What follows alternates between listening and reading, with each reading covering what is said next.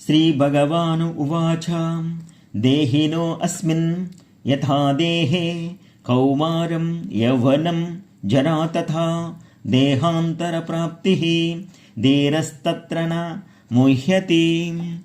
దేహదారులు తమ దేహములో బాల్యము నుండి యవనానికి, యవనము నుండి ముసలితనానికి క్రమంగా వెళుతున్నట్లుగానే మరణానంతరము మరొక దేహములోనికి వెళతారు. ఉదాహరణకు ఈరోజు డిసెంబర్ 31, రేపటి రోజు జనవరి 1.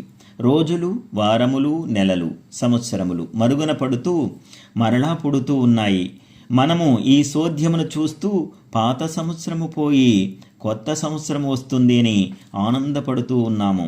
నిజానికి మనం జీవించే కాలములో 1 సంవత్సరము గతించిపోయినది అని గుర్తించి మనం ఈ భూమిపైకి వచ్చిన కారణము గురించి ఆలోచనలు చేయడం, దీనికి మూలం అయిన భగవంతుని గురించి తెలుసుకోవాలనే తపనను గురి కావడం, ఆ వైపుకు మన అడుగులు పడేలా చూసుకోవాలి. మరణం గురించి చింతించడం మాని మరో పుట్టుక జ్ఞానవంతంగా, శక్తివంతంగా, దైవాన్ని చేరే విధంగా ఉండే విధంగా క్షణక్షణం కోల్పోతున్న కాలాన్ని ఉపయోగించుకోవాలే గాని నశించే శరీరాన్ని, మరణించే ఈ శరీరాన్ని గురించి చింతించకూడదు.